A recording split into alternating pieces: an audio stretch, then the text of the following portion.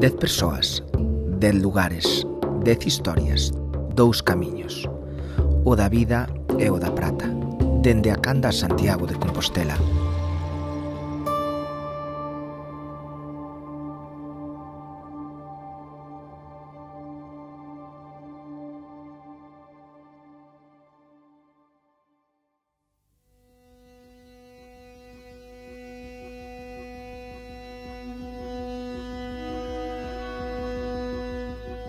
Un camiñante que encontrouse un pouco mal, entonces tumbouse debaixo dun carballo e ele pediu á Virgen que o curase, e curouno.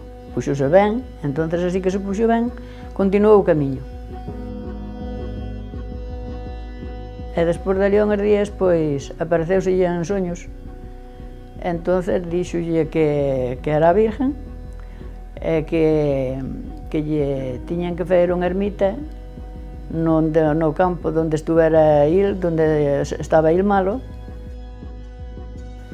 que así a fixeron.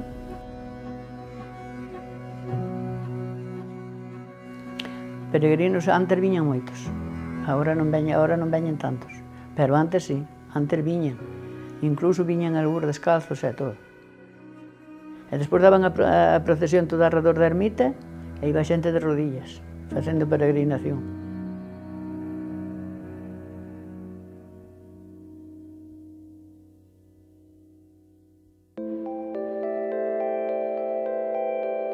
O camiño das mulleres sempre foi máis difícil e máis duro, porque sempre mandou máis o home.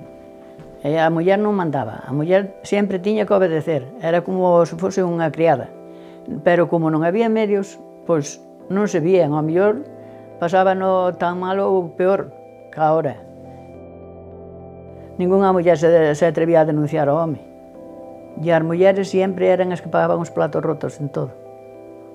Ao mellor unha muller estaba cargada de palizas, estaba sabe Dios como, e naide o sabía.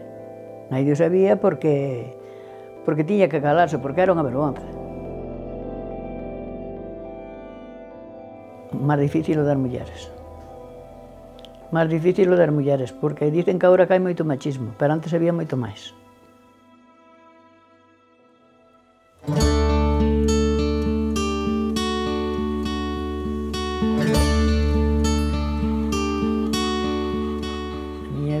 Para contar levaría moito tempo.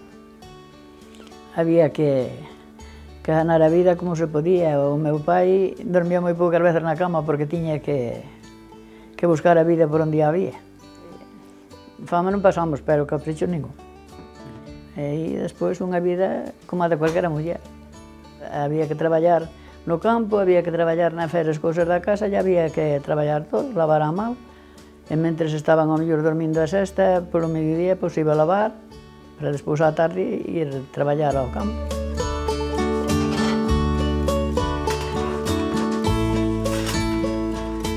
Os meus fillos son o orgullo máis grande da miña vida. Foi o mellor que me puido pasar na vida. E os meus netos, que teño 3 netos, preciosos. Unha muller normal e corriente.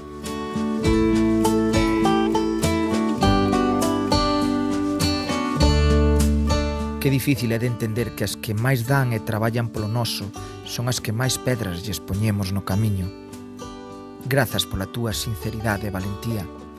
Se mulleres como a ti, a Galicia de hoxe non tería os camiños que ten.